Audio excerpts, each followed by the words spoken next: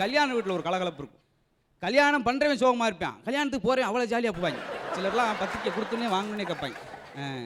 கல்யாணத்துக்கு சமையலுக்கு யாரை போட்டிருக்கீங்க, முதல்ல மாப்பிள்ளை யார் பொண்ணாக கேட்டால் அது ஒரு மனுஷன். கல்யாணத்துக்கு யார் சமையலுக்கு போட்டிருக்கீங்க அப்படின்றது அளவத்த செருப்புங்க, அப்படியாப்பட்ட செருப்பு. முகத்தை பார்க்கலாம் அந்த செருப்பில், அப்படி பாலிஷ் போச்சு. என்ன அப்படி என்ன செஞ்சு அப்புறம் நான் என் செருப்பத்தையும் போட்டு வந்தேன். அவன் அடுத்த ஆள் செருப்பை பார்த்து வச்சுருந்துருக்கான், இது எப்படா தூக்கிட்டு போகலாம் அப்படின்னு சொல்லி. அதில் அவ்வளோ வர்ணனிப்பு வேறு. இது ஒரு கோஷம் இந்த பக்கம் இருப்பாங்க. இப்போ கல்யாணம் தாலி எட்டி முடிச்சுன்னு சங்குன்னு குச்சி ஓடுவாங்க எங்கே சாப்பிட்றதுக்கு, போய் உட்காந்துட்டு தாறுமாறாக சாப்பிட்றது. இதெல்லாம் பார்த்தோம்னா அப்படியே அப்பா ரசத்தை வாங்கி டர்ன்னு உரி வாங்கி நம்மளுக்கு ஏதோ பாய்ச்சி கிளம்பி நினைப்போம். இன்னும் சிலர் கபடியெல்லாம் விளையாடுவாங்க. ரசம் மோர் கூட கபடி விளையாடுறது, இந்த இலையை தாண்டி போயிடும். ஹோ ஹோ ஹோ ஹோ அப்படி.